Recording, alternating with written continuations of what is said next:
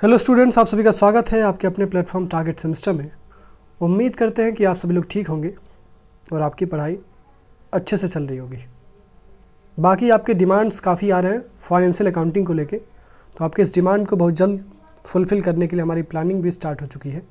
And most probably इसी week से आपको financial accounting, business management, essential of e commerce and other subjects, इन सभी सब्जेक्ट्स के आपको लेक्चर्स मिलेंगे। कमेंट सेक्शन में आप लोग ज़रूर ये बताएं कि यूनिवर्सिटी और एफिलिएटेड कॉलेज में पढ़ाई कैसी चल रही है, क्या आपको वहाँ पे चीज़ें समझ में आ रही हैं। यदि आपको कोई डाउट्स हो रहे हैं तो डाउट्स भी आप लोग पूछ सकते हैं कमेंट सेक्शन में। दूसरी चीज़, जो बच्चे अभी तक सारथी सेकंड सेमेस्टर के लिए परचेज नहीं किए हैं, तो लेट मी टेल यू, समय निकलता जा रहा है और आप लोग एक गलती कर रहे हैं। वो गलती जो आपने फर्स्ट सेमेस्टर में की थी, कृपा करके उस गलती को आप दोहराने की दोबारा गलती मत करिए, ठीक है? क्योंकि समय काफ़ी कम है आपके पास और इस बार इस सेमेस्टर में आपको कोई भी किसी भी प्रकार की गलती नहीं करनी है। आपके पास समय है, आपके पास बुद्धि है, विवेक है, सोच लीजिए। और साथ ही 199 ज़्यादा महंगा नहीं है, बहुत सस्ता है। 199 रुपये तो आप लोग, उतने का तो टी शर्ट भी एक नहीं आता है जितने में हम लोग आपको पूरे एक सेमेस्टर का सब कुछ दे रहे हैं। डाउट सॉल्विंग सेशन आपको दिया जा रहा है हर संडे को, 100% सपोर्ट आपको मिल रहा है, MCQ के प्रैक्टिस सेट्स आपको मिल रहे हैं, टेस्ट भी कंडक्ट करवाए जा रहे हैं। तो बाकी जितना आप जल्दी हो सके साथ ही ज्वाइन कर लीजिए, फ़ायदे में रहेंगे। That's all students, let's continue. आज का हमारा टॉपिक रहने वाला है फेमस इकोनॉमिस्ट ऑफ इंडिया का पार्ट 3। इसके पहले हमने 2 पार्ट्स में डिस्कस किया था। सबसे पहले हमने डिस्कस किया था कि चाणक्य का इकोनॉमिक पॉलिसी कैसा था। चाणक्य का जो अर्थशास्त्र किताब था उसमें उन्होंने किस प्रकार के इकोनॉमिक थॉट्स की बात की थी।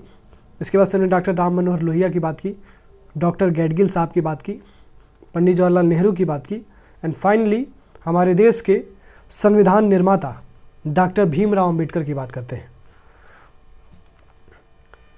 तो सबसे पहले डॉक्टर भीमराव अंबेडकर, जैसा कि आप सभी लोगों को पता होगा कि हमारे देश के संविधान को लिखने में एक अहम भूमिका निभाने वाले एक शख्स थे जो काफ़ी पिछड़ी जाति से आते थे, लेकिन इनको जब मौका मिला तो इन्होंने हमारे देश का संविधान लिख दिया, ठीक है? So let's continue. Doctor Bhimrao Ambedkar is celebrated for his immense vision and contribution to the legal and social framework of our republic, but many forget that he was by training one of the foremost Indian economist of his time। यानी अक्सर तो लोग ये कहते हैं कि हमारे देश के जो डॉक्टर भीमराव अंबेडकर साहब थे वो हमारे देश के संविधान में काफ़ी ज़्यादा इंपॉर्टेंट रोल प्ले किए थे, लेकिन हमारे देश के संविधान के साथ साथ हमारे देश की अर्थव्यवस्था में और हमारे देश की आर्थिक परिस्थिति को सुधारने भी उनका एक महत्वपूर्ण योगदान था।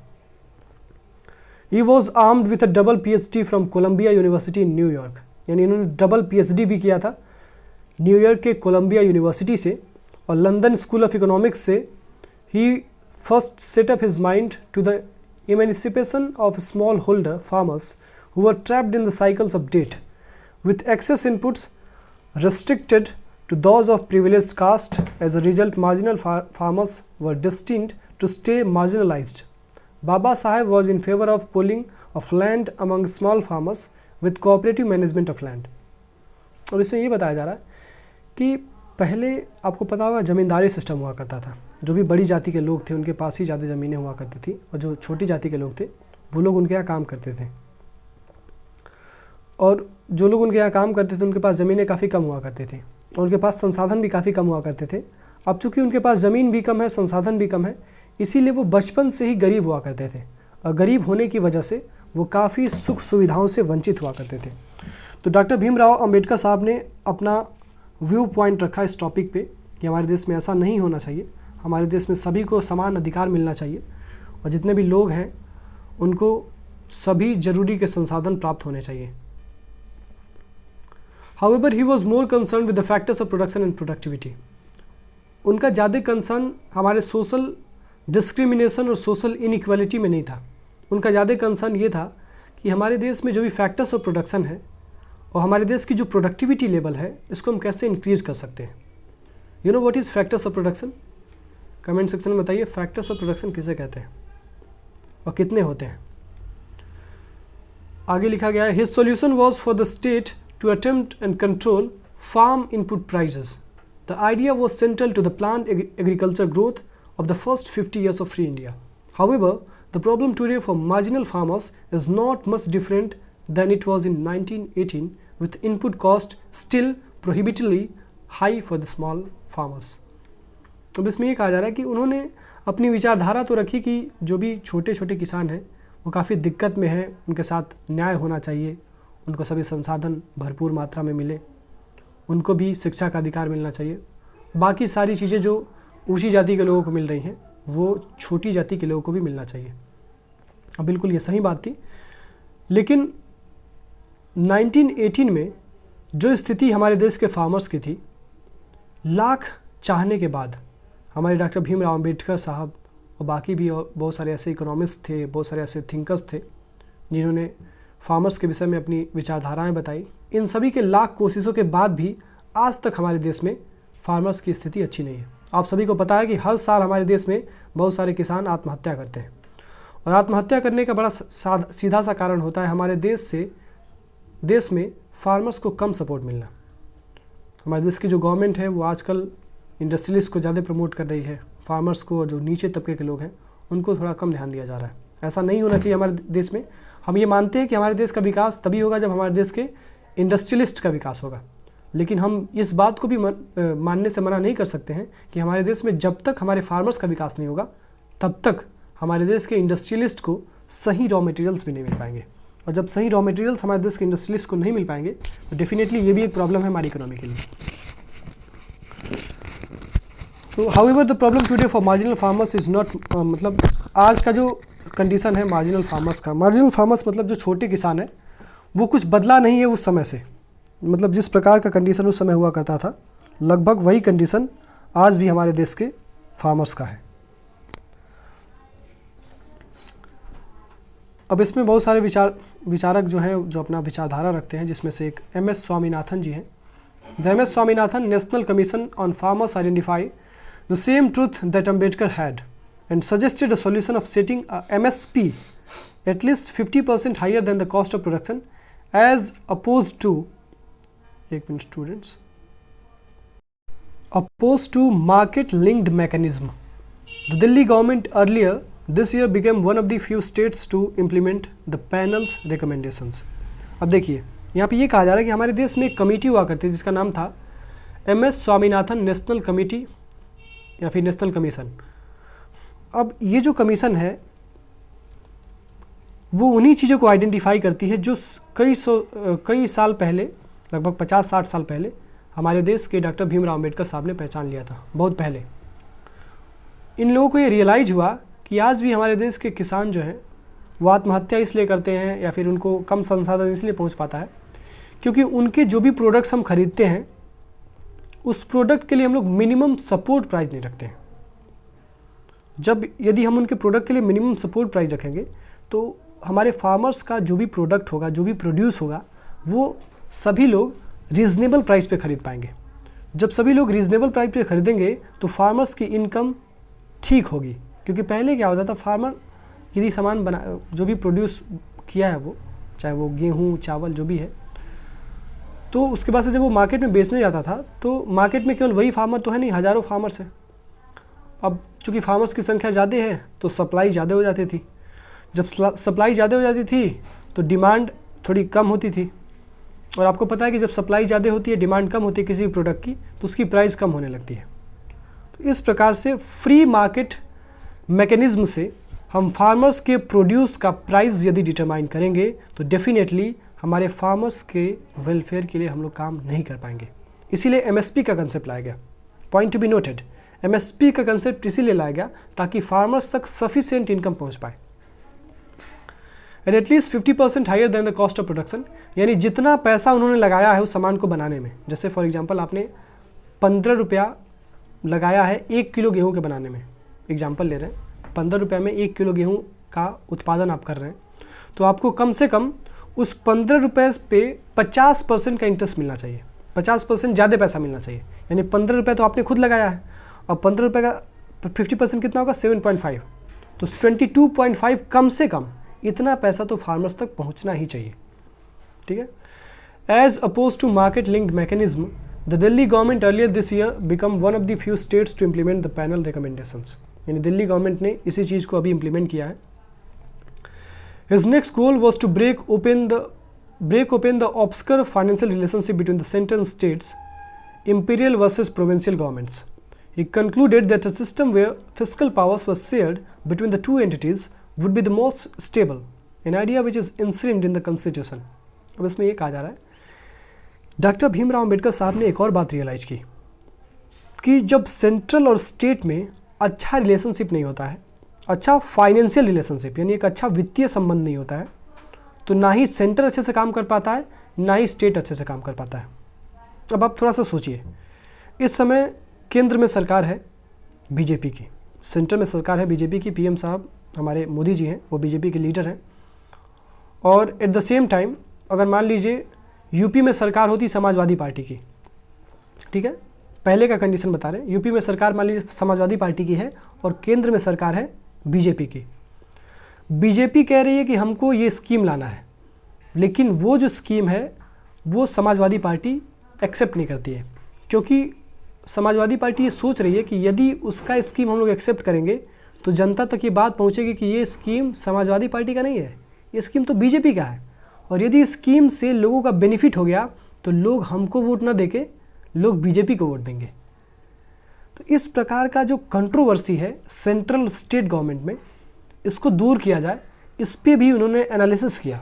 और जब तक ये सेंट्रल और स्टेट के बीच की कंट्रोवर्सी को दूर नहीं किया जाएगा और इस पॉलिटिकल डिस्क्रिमिनेशन को ख़त्म नहीं किया जाएगा, तब तक हमारे देश का विकास नहीं हो सकता है. फॉर एग्जांपल, सेंट्रल गवर्नमेंट ने एक बहुत अच्छा स्कीम लॉन्च किया है, और वो स्कीम और देश की और जो प्रदेश की सरकारें हैं जहाँ पे दूसरी पार्टियों की सरकार है वो एक्सेप्ट नहीं कर रही हैं. तो आप सोचिए क्या हमारे देश का विकास हो पाएगा? कोई भी जंजीर तब मजबूत होती है जब उस जंजीर की हर एक कड़ी मजबूत होती है, और कोई भी देश मजबूत तब होता है जब उस देश का गांव, शहर, कस्बा, प्रदेश सब मजबूत होता है.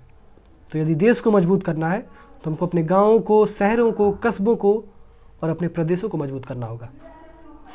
लेकिन यदि प्रदेश केंद्र की बात माने ही ना, तो क्या यह संभव है? डेफिनेटली नहीं संभव है. तो इस प्रकार से उन्होंने अपनी विचारधाराएं दी. ठीक है, अब इसमें बस आपको समझना है कि कितनी अच्छी विचारधारा थी डॉक्टर भीमराव अंबेडकर साहब की. His key findings was that leaving all fiscal powers with their entity had led to more corruption and weaker linkages between revenue and development of a province. This finding is relevant even today, as the center with a new tax regime tries to influence the polity of states and territories like Delhi. और यदि इन चीज़ों को हम लोग implement करें और central और state में एक अच्छा कोऑपरेशन हो, देखिए यहाँ पे थोड़ा सा क्रिटिकल लैंग्वेज लिखा गया है, मैं इसीलिए आपको थोड़ा सा एक स्टोरी के फॉर्मेट में बता रहा हूँ ताकि आपको चीज़ें समझ में आए और थोड़ा सा क्रिटिकल आपको ना लगे. तो हम आपको ये बता रहे थे कि यदि सेंट्रल और स्टेट के बीच में एक अच्छा कोऑपरेशन रहे, एक अच्छा समन्वय रहे, तो सेंटर जो भी बात करेगा, जो भी पॉलिसीज़ बनाएगा, उसको स्टेट इम्प्लीमेंट करेगा. जब सेंटर की पॉलिसी को स्टेट इम्प्लीमेंट करेगा तो स्टेट के रिकमेंडेशंस को भी सेंटर सुनेगा. फॉर एग्जांपल, यदि आप अपने पिताजी की बातों को मानेंगे तो आपके पिताजी भी आपकी बातों को मानेंगे. अगर आप आपके पिताजी ये कह रहे हैं कि आप पढ़ाई करिए और आप पढ़ाई कर रहे हैं, तो आपके पिताजी से अगर आप कोई डिमांड रखेंगे कि हमको ये चाहिए, हमको वो चाहिए, तो यदि वो पॉसिबल होगा तो डेफिनेटली वो भी कंप्लीट करेंगे. उसी प्रकार से यदि सेंट्रल और स्टेट का अच्छा रिलेशनशिप हुआ तो जो बात सेंट्रल कह रहा है वो यदि स्टेट मान रहा है तो हमारे देश के दोनों गवर्नमेंट में एक अच्छा कोऑपरेशन होगा. और जब एक अच्छा कोऑपरेशन होगा तो जो पॉलिसीज़ बनाई जाएंगी सेंट्रल लेवल पे, वो पॉलिसी हर एक स्टेट में इम्प्लीमेंट की जा सकती हैं. और जब वो पॉलिसी हर एक इम्प्लीमेंट की जाएंगी, देन डेफिनेटली हमारा देश का विकास बहुत तेज़ी गति से होगा. और वो दिन दूर नहीं होगा जब हम ये कह सकेंगे कि हमारा भारत एक विकसित राष्ट्र है. Baba Saheb revealed the London was constantly out to loot the various provincial government of the British Raj, centralizing funds and changing monetary policy to suit its ends. In a similar fashion, it is shocking to see this behavior repeated after more than 150 years. This time by Delhi instead of London. The center in Delhi today is using political favoritism to exclude states which do not toe its line. The central government, the CAG report for the year ending 31st March 2018 reveals that the central government has reduced its grants to GNST of Delhi by 23% since 2015. अब इसमें ये कहा जा रहा है, आपने सुना भी होगा कि मोदी जी का और केजरीवाल का रिलेशनशिप अच्छा नहीं है। जो बात मोदी जी कहते हैं वो ना केजरीवाल मानते हैं, और जो बात केजरीवाल कहते हैं वो ना मोदी जी मानते हैं। इसी की वजह से आप अक्सर देखेंगे न्यूज़ में तो केजरीवाल का और मोदी का एक कंट्रोवर्सी होता है, उनका जो थॉट प्रोसेस है उसको लेके। अब इसमें ये बताया जा रहा है कि आजकल हमारे देश की जो सेंट्रल गवर्नमेंट है ना, वो फेवरेटिज्म का कंसेप्ट लाई है। फेवरेटिज्म यानी वो कुछ स्टेट्स को ज़्यादा इंपॉर्टेंस देती है और कुछ स्टेट्स को कम इंपॉर्टेंस देती है, जबकि ऐसा नहीं होना चाहिए। हर एक स्टेट को इक्वल इंपॉर्टेंस मिलना चाहिए, बिकॉज हमारे कॉन्स्टिट्यूशन में राइट टू इक्वलिटी की बात की जाती है भाई। वो इक्वलिटी केवल लोगों के लिए नहीं है, वो इक्वलिटी हमारे देश के सरकार को भी उसका पालन करना चाहिए, उस समानता का। तो ऐसा नहीं करना चाहिए। हमारे देश की जो सरकार है वो इस बात को दरकिनार करते हुए कि दिल्ली में किस पार्टी की सरकार है, हमारी सेंट्रल गवर्नमेंट को दिल्ली का भी ध्यान रखना चाहिए और उनकी भी रिक्वायरमेंट्स को फुलफिल करने की पूरी कोशिश करनी चाहिए। तो दैट्स ऑल स्टूडेंट्स। इसमें और कोई इंपॉर्टेंट लाइन नहीं है, बस इसमें आपको इतना समझना है कि बाबा साहब अम्बेडकर साहब ने दो चीज़ों के विषय में ज़्यादा फोकस किया। सबसे पहली चीज़, जो हमारे देश के मार्जिनल फार्मर्स हैं, मार्जिनल फार्मर्स यानी जो छोटे छोटे किसान हैं, लघु किसान उसको कहते हैं, वो किसान की परिस्थिति को हम कैसे ठीक कर सकते हैं, उसके लिए उन्होंने MSP का कंसेप्ट बताया। उन्होंने ये कहा कि जब तक हमारे देश का किसान मजबूत नहीं होगा तब तक हमारे देश में इंडस्ट्रियलिस्ट को रॉ मटेरियल्स नहीं मिलेंगे, और जब तक इंडस्ट्रियलिस्ट को अच्छे रॉ मटेरियल्स नहीं मिलेंगे तब तक इंडस्ट्रियलिस्ट भी कुछ नहीं कर पाएंगे, वो भी प्रोडक्शन नहीं कर पाएंगे, और जब प्रोडक्शन नहीं करेंगे तो देश कैसे आगे बढ़ेगा। दूसरा, इन्होंने ये बात बताया कि हमारे देश का जो सेंट्रल गवर्नमेंट है, स्टेट गवर्नमेंट है, इन दोनों के बीच में एक अच्छा रिलेशनशिप होना चाहिए। जब इन दोनों के बीच में एक अच्छा रिलेशनशिप होगा तो हमारे देश का विकास तेज़ गति से हो सकता है। अगर अच्छा रिलेशनशिप नहीं होगा तो विकास में दिक्कत होगी। तो दैट्स ऑल स्टूडेंट्स। उम्मीद करते हैं कि आप सभी लोग लेक्चर्स के सीक्वेंस को फॉलो कर रहे होंगे, और आपका जो डिमांड है कि फाइनेंशियल अकाउंटिंग के लेक्चर्स जल्द से जल्द आपको मिले, definitely we are going to fulfil your demand. But आप लोग थोड़ा सा समर्थन करिए, सपोर्ट करिए, और सारथी को पहुंचाइए अपने दोस्तों तक, अपने रिश्तेदारों तक। जो भी आपके दोस्त रिश्तेदार BCom या BBA कर रहे हैं अलग अलग यूनिवर्सिटी DDU यूनिवर्सिटी के अलग अलग एफिलेटेड कॉलेज में, या फिर DDU यूनिवर्सिटी के मेन कैंपस में, उन सब तक ये बात पहुंचाइए कि आपका सारथी सेकंड सेमेस्टर के लिए लॉन्च कर दिया गया है, और देरी मत करिए, सारथी ज्वाइन करिए। सारथी में हमको क्या क्या चीज़ें मिलने वाली हैं, तो सारथी में आपको सबसे एक्सक्लूसिव फीचर ये मिलने वाला है कि जो डाउट्स आप अपने प्रोफेसर्स के साथ, अपने क्लास के जो लेक्चरर्स होते हैं उनके साथ क्लियर नहीं कर पाते हैं, here we are to solve those doubts. यहाँ पे आपको वीकली लाइव डाउट क्लास मिलेगी, जिसमें आपके सभी डाउट्स को क्लियर करने की पूरी कोशिश की जाएगी। और हर लाइव डाउट क्लास जो होती है वो संडे को होती है। तो जो भी बच्चे सारथी परचेज़ कर लिए हैं और वो लाइव डाउट क्लास को ज्वाइन नहीं कर रहे हैं, लेट मी टेल यू, आप लोग भी एक गलती कर रहे हैं। आप डाउट्स लेके आइए, थोड़ा सा रीड करिए कंसेप्ट को, और उसमें जो भी आपको डाउट्स आ रहे हैं, किसी भी सब्जेक्ट से रिलेटेड डाउट हो सकते हैं आपको, वो आके यहाँ पे पूछ सकते हैं। इसके अलावा सारथी में आपको मोस्ट इंपॉर्टेंट क्वेश्चंस मिलेंगे। पिछली बार आपने देखा था कि जो क्वेश्चंस बताए गए थे एग्जैक्टली वही क्वेश्चंस पेपर में छपे थे। कुछ क्वेश्चंस नहीं छपे थे, लेकिन उन क्वेश्चंस का लैंग्वेज बदल दिया गया था। बाकी कोई ऐसी चीज़ नहीं थी जो आपके सेमेस्टर में आई थी और वो पढ़ाया नहीं गया था, ठीक है। बाकी आपने जो लापरवाही की थी उस लापरवाही को इस बार ठीक कर लीजिए और साथ ही समय से ज्वाइन करिए। इसमें आपको प्रीवियस ईयर क्वेश्चन पेपर भी मिलने वाला है, और मॉडल पेपर्स के साथ साथ हम लोग टेस्ट भी कंडक्ट करवाने वाले हैं। टेस्ट भी कंडक्ट करवाएंगे और फ्री टेस्ट भी कुछ दिया जाएगा, लेकिन फ्री टेस्ट में उतना हम लोग नहीं दे सकते हैं, इसलिए आप लोग सारथी परचेज करिए और सारथी में आपको सब कुछ मिलेगा। तो दैट्स ऑल स्टूडेंट्स, बहुत बहुत धन्यवाद आप सभी लोगों का हम लोगों के साथ जुड़ने के लिए और हमारे चैनल को इस प्रकार से आगे बढ़ाने के लिए। बस थोड़ा सा और मदद करिए, चैनल को और आगे बढ़ाइए, हमको आगे बढ़ाइए, हम आपको आगे बढ़ाएंगे, और वो दिन दूर नहीं जब आप सभी लोग सेमेस्टर के टॉपर्स कहलाएंगे। सो दैट्स ऑल स्टूडेंट्स, मिलते हैं अगले लेक्चर में।